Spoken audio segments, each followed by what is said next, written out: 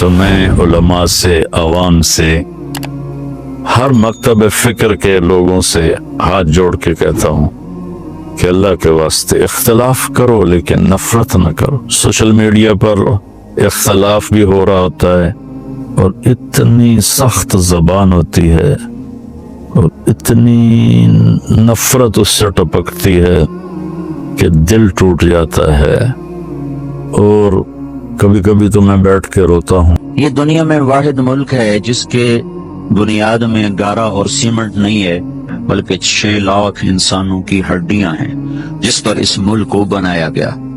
ہم تو لوکل لوگ ہیں، مہاجر نہیں ہیں، لہذا ہم نے وہ قربانی نہ دیکھی نہ چکھی۔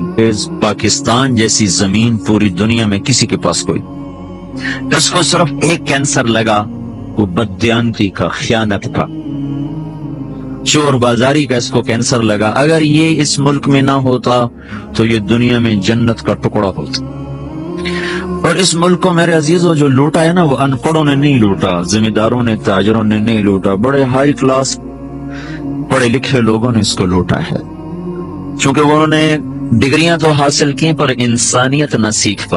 تو اتنی بڑی قربانیاں ہوئی اور ہم تو میرے عزیزوں کانٹے ہی چننے والے رہ گئے۔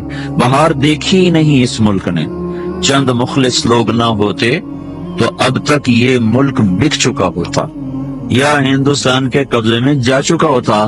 کہیں کہیں چراغ اب بھی جل رہے ہیں جن کی وجہ سے تھوڑی تھوڑی روشنی ہے، اور یہ قافلہ دھیمے دھیمے دھیرے دھیرے وہ رواں دواں ہے۔ اگر وہ بھی نہ ہوتے تو اس ملک کو تباہ ہونے میں کوئی کسر باقی نہ چھوڑی تھی بددیانت ٹولے نے، اور ہائے ہائے ضمیر فروش ٹولے۔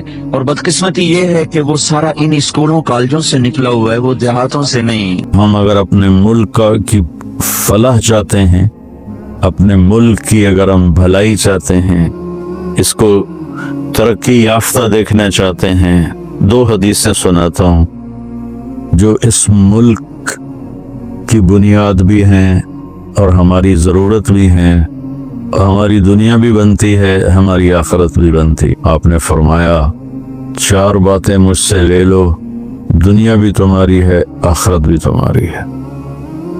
حفظ امانت، صدق حدیث، حسن خلیقت، عفت فی طعمت۔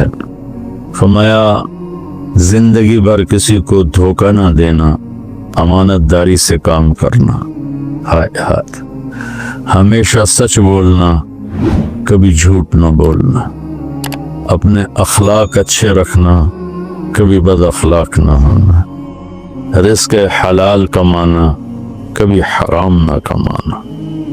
لیکن میرے دیس میں اس کے الٹ ہو رہا ہے۔ سارے بازار میں شام کو جو گالی گلوچ ہو رہا ہوتا ہے، چونکہ سارا کاروبار چلا گیا ہے ادھار پر، تو ادھار تو لڑائی لڑائی ہے، لڑائی لڑائی ہے۔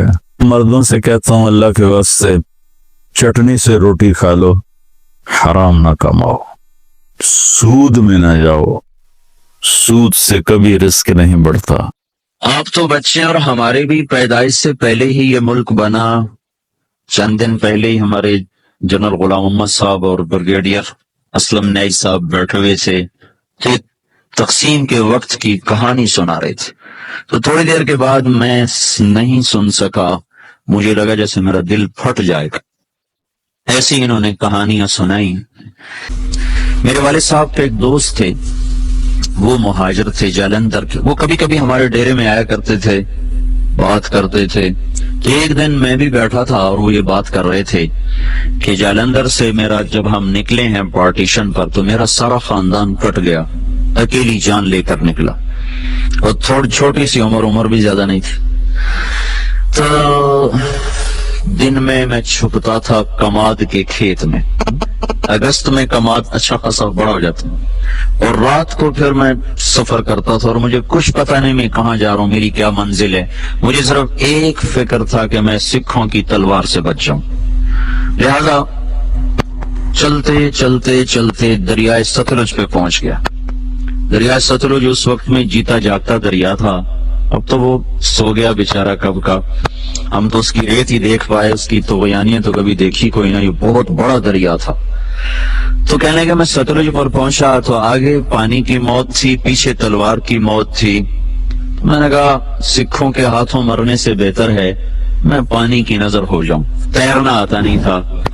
یعنی کہ ایک لکڑی اٹھائی، ایک لکڑی مل گئی، لکڑی اٹھائی اور پانی میں ڈالی. میں کہا یا اللہ زندگی ہے تو پار لگا دے. ادھر پاکستان شروع ہو رہا تھا.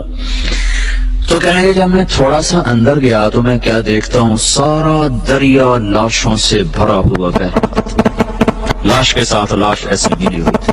معصوم بچے، حسین نوجوان، خوبصورت بیٹیاں، بوڑھی مائیں، بوڑھے باپ ایسے جا رہے تھے. اگرچہ وہ منزل کو پہنچ چکے تھے کہ انہوں نے اللہ کے نام پہ قربانی دی، لیکن ہماری نظر میں وہ ایسی منزل کے راہی تھے جس کا آگے پتہ ہی کوئی نہیں ہے. ستلج کی لہریں ان کا کفن بن رہی تھیں اور ستلج کی تہ ان کی قبر بن رہی تھی. یہی کچھ راوی میں ہو رہا تھا، یہی کچھ چناب میں ہو رہا تھا.